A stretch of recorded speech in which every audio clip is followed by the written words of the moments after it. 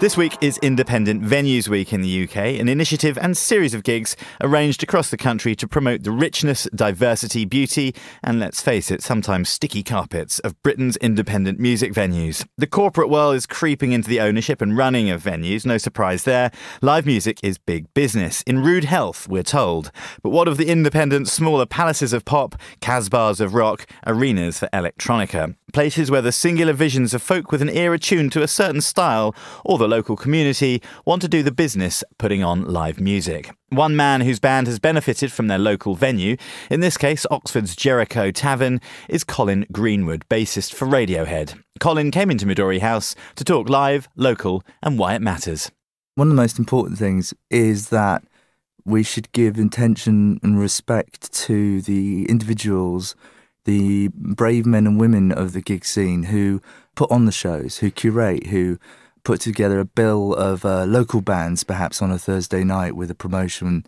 They've helped shape my life and our life as a band in Oxford, and they're all over in all the country and still working and putting on great shows for the community, as I said, local bands and also further afield. Your big break came at the Jericho Tavern in Oxford, which was presumably a place you played a few times before that fateful night when you got signed after the gig. Yeah. Tell us about that. I'd love to know a bit about the bit about that. That obviously still exists. Yeah, that's one of the places that I think you're putting on a night there during this Independent Venue Week. That's right. Tell us about the vibe there when you guys first started to play it and maybe how it's changed, if it has.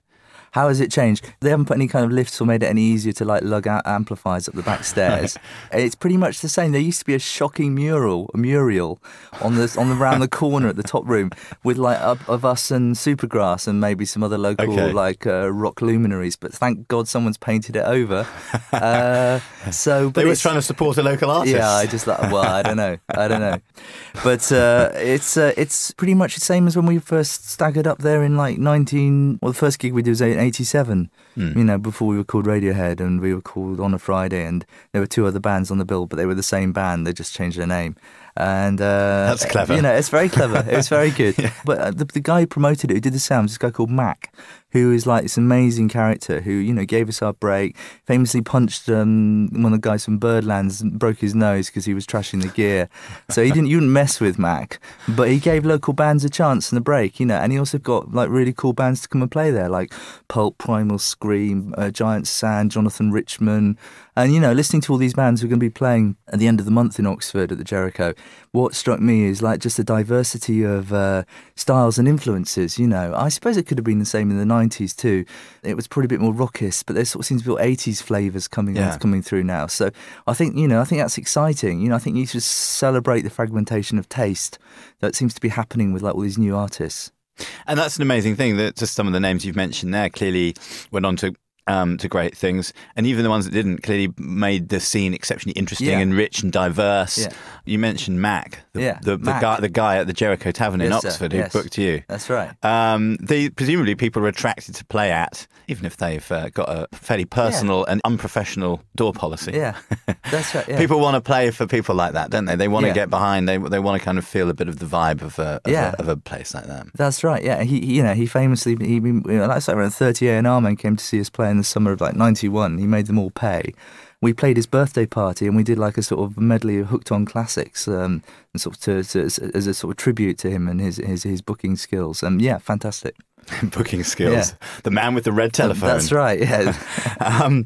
Obviously, musicians want to give something back to the venues that they were broken at, and all the rest of it. But what about fans? Do fans care as much? Do you think about not the venues, but who's behind them? Yeah, what's going on and how it's being set up. I think the most important, precious thing about this whole independent venue thing is, and going and supporting your local gigs, is turning up for a night out and not knowing what you're going to see. And in a world where everything is so programmed and set up and arranged via a series of Google-sponsored algorithms and predictive clicking, I think it's fantastic to go and watch an act that you may not know much about and see them play, you know, 2 meters in front of you, 3 feet up on a beer crate stage or whatever, and witness like the scene and the buzz and the excitement of a night out where it's unknowns, you know, not sound like Rumsfeld, but it's like you don't know what's, you know, we know what you're going to see, you know. Of all the people in the world, I didn't think that you'd be quoting Donald Rumsfeld. I know, got to drag him in somewhere. But I think that's fantastic, you know, and the best night, you know what it's like when your mate calls you up and says, do you want to go out tonight and see this band? And you know, the best nights, like 9 out of 10 times, and you don't really feel like it. And you go off, yeah, sorry, I'll go out. And you go out and you see this thing happen before your eyes, this performance. You had no expectations and you had a great night. And those are the best nights, and those are the best places to see those nights.